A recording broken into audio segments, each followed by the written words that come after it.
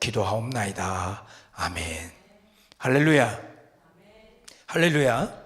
예. 이 자리에 오신 여러분들을 주님의 이름으로 사랑하고 축복합니다. 오늘 주님의 전에 나오신 여러분들의 모든 삶에 예수님의 따뜻한 빛이 환하게 비치시기를 소망합니다. 예. 온라인으로 들으시는 분들도 환영합니다. 동일한 은혜가 여러분에게 있기를 기원합니다. 우리 옆에 있는 분들과 이렇게 인사했으면 좋겠습니다. 하나님은 당신의 중심을 보십니다. 기쁜 마음으로 인사가 되시나요? 뜨끔하시는 분은 안 계세요? 예, 이렇게 또 한번 얘기해 줍시다. 당신 안에 빛 대신 예수님께서 계십니다. 믿으십니까, 여러분? 그렇습니다. 그렇게 우리를 의롭다 하시는 것입니다. 사랑하는 성도 여러분, 우리가 세상을 살아가다 보면요, 뜻하지 않은 큰 어려움을 겪을 때가 있습니다. 갑자기 건강을 잃기도 하고요, 그 열심히 갖고 왔던 비즈니스가 무너지기도 합니다. 여러 가지 정말 생각지 못한 일들을 만날 때가 있단 말이죠. 그럴 때 여러분은 어떤 생각을 먼저 하시나요? 주변 사람들은 또 보통 어떻게 반응해 오던가요? 다들 그러는 것 같아요. 도대체 누가 잘못해서 이런 일이 나에게 일어나는가? 내가 무슨 일을 했기에 이런 벌을 받지? 이런 생각을 한단 말이죠. 가벼운 접촉사고만 나도요, 그렇게 생각하잖아요. 누가 잘못했나? 막 이걸 찾기에 바쁘지 않습니까? 왜 우리는 이토록 원인을 찾기에 바쁠까요? 이유는 한 가지일 겁니다. 불안하기 때문이겠죠. 불안한 거예요. 누군가의 잘못이라고 결론을 지어야 지금의 내 상황을 내가 위로할 수 있기 때문인 겁니다. 제가 일을 하잖아요. 일을 하다 보면 가끔씩 이제 작은 실수들이 나옵니다. 특별히 저는 웨어하우스에서 일하다 보니까 이제 물건들을 피킹을 해가지고 보낸단 말이에요. 잘 보낸 것 같은데 못 받았다 그러기도 하고, 잘 보낸 것 같은데 다른 물건이 갔다는 거예요. 그러면 저는 이제 팀장이다 보니 그게 저한테 제일 먼저 들어오거든요. 그 다음에 제가 하는 일은 보통 이렇습니다. 누구야? 누구야 누구? 막 이러면서 찾게 된단 말이죠. 그래야 제가 편하거든요. 안 그러면 그 원인을 못 찾으면 책임자가 되니까 왠지 그 책임을 회피하고 싶어서 그럴 때가 있다는 거죠. 근데 그게 보통 사람들의 모습이라는 겁니다. 그래서 고난당하는 사람을 보면요, 사람들은 또 이렇게 생각합니다. 그 원인이 그 안에 있으니까 그런 고난을 당하는 거야. 이러면서 내가 마음속에 판사가 되어서는 저 사람 저럴 줄 알았다, 하나님 앞에 똑바로 안 살더니 저렇게 됐구나라고 판단해 버린단 말이죠. 그리고서는 안도합니다. 나는 그렇지 않아서 다행이다. 보통 세상 사람들도 똑같아요. 세상 사람들도 이렇게 뭔가 잘못되면 그런 얘기 많이 하잖아요. 세상 사람들 얘기예요. 조상묘를 잘못 썼나? 막 이런 얘기 많이 하잖아요. 저 그런 얘기 어렸을 때 많이 들어봤던 것 같아요. 그리고 코미디에서도 그런 얘기를, 제가 어렸을 때는 그런 코미디가 있었어요. 묘를 잘못 써서 뭐 이러면서 하는 코미디도 있었어요. 우리도 근데 믿는 사람들은 또 이런 식으로 생각하는 것 같아요. 내가 옛날에 어떤 죄를 지었기에 이런 일을 당하는가? 그렇게 하면서 끊임없이 과거의 원인을 파헤쳐가며 스스로를 괴롭힙니다. 오늘 요한복음 9장에 보면요, 가장 기구한 운명을 가진 한 사람이 등장합니다. 그는 태어날 때부터 한 번도 빛을 본 적이 없는, 날 때부터 앞을 보지 못하는 사람이었습니다. 캄캄한 어둠 속에서 평생을 구걸하면서 연명하는 그런 사람이었단 말이죠. 앞이 보이지 않으니 사람들의 그 발소리에 귀를 기울이며 동전 한 입을 구걸하던 그에게 예수님과 제자들이 다가왔습니다. 그들이 그 가엾은 사람들을 보면서 뭐라고 합니까? 오늘 본문에 보니까 예수님, 저기 불쌍한 사람이 있습니다. 우리가 어떻게 도와야 될까요? 이랬습니까? 그러지 않았어요. 오늘 본문에 2절을 보니까 이렇게 기록합니다. 제자들이 물어 이르되 라비어, 이 사람이 맹인으로 난 것이 누구의 죄로 인함입니까? 자기니까? 그의 부모니까? 진짜 잔인한 질문 아닙니까? 지금 맹인이 옆에 앉아 있는데요, 그 맹인 옆에서 지금 그런 얘기를 하는 거예요. 지금 단 한 번도 빛을 보지 못한 채 길바닥에 웅크려 있는 사람, 그 누구보다 위로가 절실할 수 있는 사람에게 제자들이 정말 차가운 말로 신학적인 토론을 벌이고 있는 겁니다. 다른 복인 없습니다. 뭔 죄 때문에 저렇게 눈이 어두워진 것이죠? 누구 죄예요? 자기 죄예요? 부모 죄예요? 그 이야기를 듣는 맹인의 마음이 어땠을까? 평생 짊어진 그 시각장애라는 육신의 고통도 답답한데, 이제 그 고통이 자기 죄나 아니면 부모의 죄로 치부되고 있으니 철저하게 영적인 죄인으로 취급받는 그 수치심과 절망감을 그가 느꼈을 거라 생각이 듭니다. 근데 여러분, 이게 바로 세상의 시선인 거예요. 세상은 사람의 겉모습, 겉으로 드러난 것만 가지고 판단을 합니다. 그래서 고난을 당하면 그저 실패했다, 그리고 저주받았다, 이렇게 치부해버린단 말이죠. 오늘 우리가 읽어야 될 구약 본문인 사무엘상 16장에 보면요, 세상의 시선이 그대로 드러납니다. 유명한 선지자 사무엘조차도 이 무서운 세상의 시선에서 자유롭지 못했다는 것을 보게 됩니다. 하나님께서 이새의 아들들 중에 이스라엘 왕을 세우시겠다고 하셔서요, 사무엘이 그 집을 찾아갔어요. 첫째 아들 엘리압이 나오는데 키도 크고 훤칠하니 너무 멋있는 겁니다. 왕의 갑옷이 딱 어울릴 것 같은 완벽한 겉모습을 갖춘 사람이었어요. 사무엘이 그래서 속으로 어떻게 합니까? 와, 이 사람이다, 이 사람이야말로 하나님이 기름 부을 자다, 이렇게 생각하고 하나님 앞에 얘기합니다. 위대한 영적 지도자조차도 눈에 보이는 그 화려한 겉모습에 순간적으로 압도당하고 말았던 거죠. 그때 하나님이 사무엘에게 뭐라고 하십니까? 오늘 우리가 보아야 될 구약 성경 사무엘 16장 17절에 보면 하나님이 어떻게 사람을 보시는지가 분명하게 드러납니다. 그의 용모와 키를 보지 말라고 얘기하세요. 그러고서 뭐라고 하시느냐? 사람은 외모를 보거니와 나 여호와는 무엇을 본다? 중심을 보느니라. 결국 이스라엘의 가장 위대한 왕으로 뽑힌 사람은 누구였습니까? 그게 누구였죠? 다윗이었죠. 가족들의 거창한 잔치 자리에 초대받지도 못하고 저 밖에서 냄새나는 양들의 똥을 치워야 될 그런 잊혀진 막내 아들 다윗이었단 말입니다. 예수님의 제자들도, 위대한 선지자 사무엘도 겉모습만 보고 사람을 판단하는 연약함에 빠져 있었던 겁니다. 그래서는 그 맹인을 보고, 구걸하는 맹인을 보고 죄인이라 낙인 찍었던 것이죠. 그런데 여러분, 이게 다른 사람들의 모습입니까? 그렇지 않잖아요. 우리도 이민의 땅을 살아가면서 그런 실수를 얼마나 많이 합니까? 혹은 내가 그런 얄팍한 세상의 시선 때문에 상처받을 때는 없었습니까? 참 이 땅에 살거나 또 한국 사람들이어서 그런 건 아니겠죠.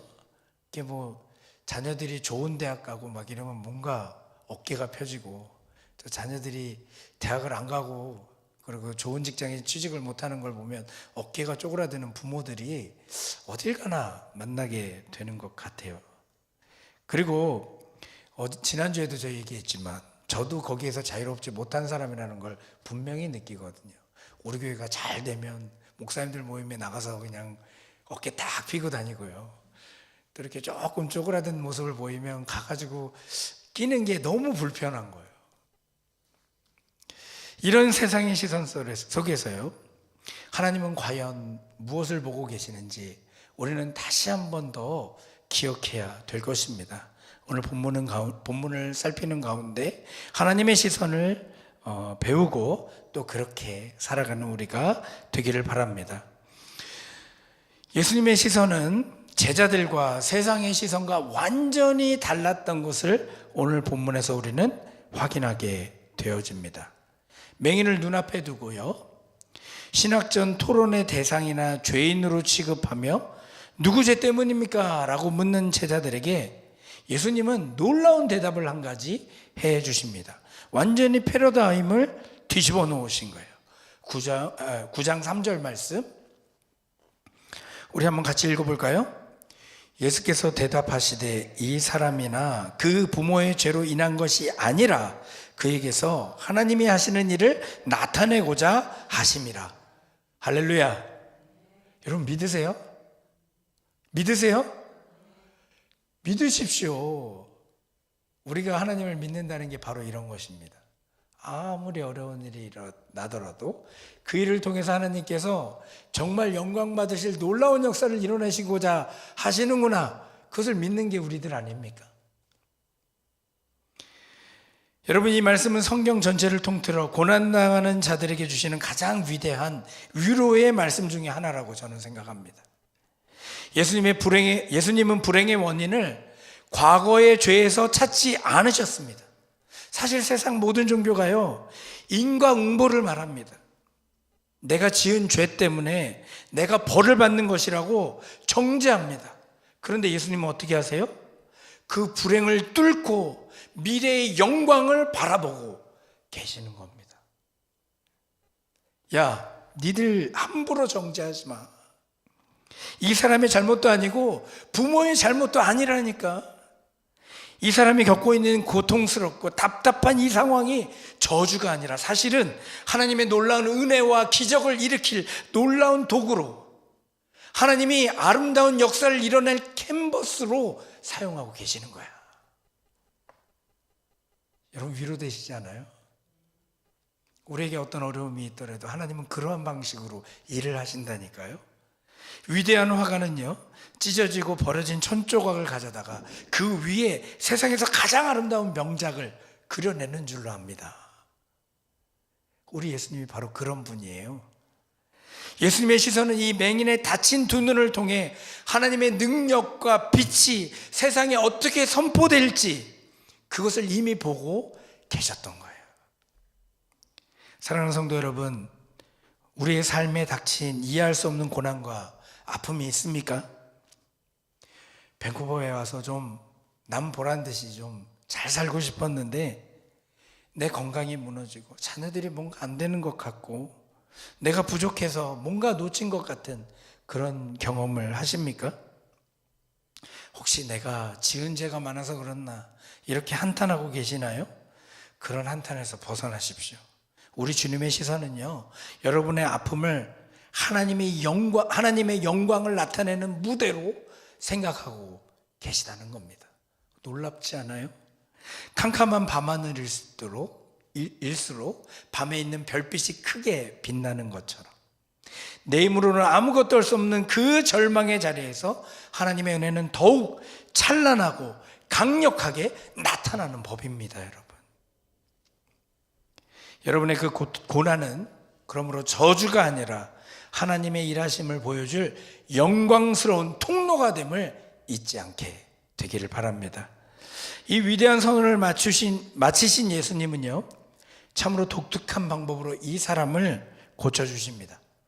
예수님이 이제 눈 떠라. 그러면 그 사람 보았을까요? 못 보았을까요? 눈 떠라. 그러면 보았을까요? 못 보았을까요? 봤겠죠. 근데 그렇게 하지 않으시고요, 굳이 땅에 침을 뱉어요. 그 다음에 그 흙을 모아서 진흙을 만들어서 그 진흙투성이의 손으로 그 맹인의 눈에 바르십니다. 그리고 이렇게 명하시는 거예요. 실로암 못에 가서 씻으라. 여러분, 이 장면을 한번 상상해 보세요. 가뜩이나 앞도 안 보이고 방금 전에 모욕적인 얘기도 들었잖아요. 그런데 예수님이 바로 고쳐주시는 게 아니라 침 뱉어서 땅에 흙을 묵여가지고선 그 찐득하고 차가운 진흙까지 자기 눈에 바르는 거예요. 얼마나 답답하고 불편하고 불평이 나왔겠습니까? 어떤 주석가들은요, 이 흙과 침의 무게가 오히려 그의 눈꺼풀을 더 짓눌렀을 것이라고 말하기까지 하더라고요. 저는 그게 10분 이해가 됩니다. 게다가 그 상태로 어떻게 하라고요? 실로암 목까지 가라는 거예요. 데리고 가시는 것도 아니에요. 너보고 가래요. 지팡이를 짚고 예루살렘의 그 복잡한 골목을 진흙이 묻혀진 얼굴로 걸어가야 됐던 겁니다. 그때 사람들은 어떻게 반응했을까? 상상이 되지 않나요? 아이들은 아마 뛰어다니면서 돌을 던지고 욕했을지도 몰라요. 저 사람이 미쳤다. 드디어 눈도 안 보이더니 얼굴에 똥을 칠하고 다니는구나. 이렇게 얘기했을지도 모릅니다. 그는 그런 사람들의 그런 조롱들을 다 겪어가면서 철저한 순종과 낮아짐을 이뤄냅니다. 그렇게 실로암으로 걸어가는 그 험난한 길, 그 길이요, 오늘 시편 본문인 시편 23편에서 다윗이 고백했던 사망의 음침한 골짜기와 같이 그는 느꼈을 것입니다. 앞은 여전히 캄캄하고 주변에는 사람들의 비웃는 소리가 들리고 내 마음에는 의심도 있었을 거예요. 이런다고 눈이 떠질까? 여러분, 우리가 하나님께 기도하고 순종의 발걸음을 내디딜 때도 종종 이런 골짜기를 만날 수 있습니다. 당장 문제가 해결되지 않고요, 오히려 상황이 더 꼬일 때가 있단 말입니다. 세상 사람들은 그럼에도 우리가 신앙생활을 하는 것을 보면 어리석다라고 비웃을 겁니다. 여러분의 마음이 이런 고민 가운데 있다면 이제 이 맹인의 결과를 보십시오. 이 맹인은 사람들의 비웃음에 따지거나 예수님의 방법에 불평하지 않습니다. 그는 묵묵히 그 두려운 골짜기를 걸어 통과하여 마침내 보냄을 받았다는 뜻을 가진 실로암 못에 도착해 얼굴의 진흙을 씻어냅니다. 7절 마지막 부분, 그 다음 같이 읽어볼까요? 실로암을 번역하면 보냄을 받았다는 뜻이라 그 뒷부분 우리 같이 읽어볼게요. 시작. 이에 가서 씻고 밝은 눈으로 왔더라. 할렐루야. 이에 가서 씻었더니 어떻게 됐다고요? 밝은 눈이 돼서 돌아왔다는 거예요. 끝까지 포기하지 않는 순종의 그 끝에 마침내 평생 굳게 닫혀있던 그의 두 눈이 번쩍 띄어지는 놀라운 하나님의 역사가 일어난 것입니다. 흑백조차 구분하지 못하던 그의 눈동자에 파란 하늘이 보이게 되었고요, 흐르는 구름이 보이고 사람들의 얼굴이 보이기 시작한 겁니다. 평생 그의 부모도 처음 보았겠죠. 그는 마침내 생명의 빛을 마주하게 된 것입니다. 그것은 온 동네에 잔치를 벌이고 모두가 얼싸안으며 축하해 주어야 될 마땅히 큰 기적이었습니다. 그런데 이 이야기의 진짜 위대한 감동, 성경이 우리에게 들려주고자 하는 가장 기쁜 메시지는 그가 눈을 뜬 그 이후에 일어납니다. 기적으로 눈을 뜨고 뛸 듯이 기뻐하며 돌아왔는데 동네 사람들의 반응은 어떠했습니까? 잔치를 벌이는 게 아니라 싸늘해졌던 거예요. 야, 네가 그 구걸하던 맹인 맞아? 거짓말하는 거 아니야? 너 아니잖아. 닮은 사람 같은데? 막 이렇게 얘기했단 말이죠. 급기야 동네 사람들은요, 그를 바리새인들, 그 당시 종교 지도자들 앞으로 끌고 갑니다. 바리새인들은 눈을 뜬 그 사람을 앞에 두고요, 죄인 취급을 하면서 취조합니다. 너 어떻게 눈 떴어? 안식일 날 눈을 떴다고? 안식일에 진흙을 이겨서 눈을 바르는 노동을 한 그 예수라는 사람, 율법을 어긴 죄인이 분명한데 너는 어떻게 생각해? 당장 이 예수를 욕해봐. 막 이렇게 얘기했단 말이죠. 바리새인들은요, 이 맹인이 눈을 떴다는 생명의 기적에는 아무런 관심이 없었어요. 그저 자신들의 그 율법 조항과 기득권을 지켜내기 위해 그를 압박하고 윽박질렀습니다. 그의 친부모조차도요, 유대의 지도자들이 두려워서 우린 모르겠습니다. 그가 다 컸는데 그 얘기 물으십시오라고 얘기했다니까요. 그런데 이런 상황에서 이 눈뜬 사람은요, 세상 아빠가 배에 비굴하게 타협하지 않았음을 보게 됩니다. 그는 종교 지도자들을 향해 아주 당당하게 이야기합니다. 25절에 보면요, 그 사람이 죄인인지 아닌지 나는 모르겠습니다. 하지만 내가 아는 딱 한 가지 분명한 사실이 있습니다. 내가 맹인이었다가 이제는 그분 때문에 보게 되었다는 것입니다. 자신들의 권위에 도전하는 이 말을 듣고 바리새인들은 격분하여 그 사람을 회당에서 완전히 쫓아내버립니다. 출교를 시킨 거예요. 당시 1세기 유대사회에서 회당에서 쫓겨난다는 것은요, 단순히 교회를 출석하지 못하게 되는 정도가 아닌 겁니다. 요즘은 사실 교회에도 출교라는 그 징계가 있거든요. 그런데 그걸 하는 교회는 한 군데도 없습니다. 그리고 그렇게 당해더라도요, 신경도 안 써요. 여기만 교회인가? 이러고 딴 데 가버리더라고요. 근데 그때는 그러지 않았어요. 그런 출교를 당하게 되면 가족과 단절되게 되는 거고, 모든 비즈니스를 못하게 되는 거고, 사회적으로 완전히 매장되는 거였어요. 생각해 보십시오. 평생 앞도 못 보며 캄캄한 절망 속에 살다가 이제 막 기적적으로 눈을 떴습니다. 세상에 찬란한 빛을 보자마자 자기 부모가 등을 돌려요. 종교 지도자들과 동네 사람들에게 철저히 버림받아 혼자 덩그러니 놓여지게 되었습니다. 육신의 눈은 빛을 얻었는데 그의 영혼은 다시금 사람들의 잔인한 시선에 찢겨져서 캄캄하고 어두운 자리로 내동댕이 쳐진 것이죠.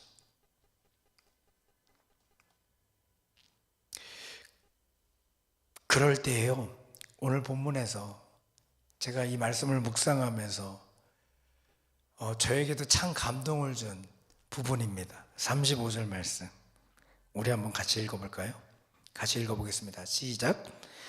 예수께서 그들이 그 사람을 쫓아냈다 하는 말을 들으셨더니 그를 만나사 이르시되 내가 인자를 믿느냐. 여러분, 이 말씀을 좀 기억하십시오. 예수님께서 그 사람이 세상에서 쫓겨나 왕따를 당하고 핍박을 당하고 있다는 소문을 들으셨습니다. 그리고는 어떻게 하셨어요? 그냥 가만히 멀리서 보면서 안타까워하셨습니까? 그게 아니셨어요. 예수님께서는 친히 발걸음을 돌려서 그를 찾아가셨습니다. 그를 찾아내셨습니다.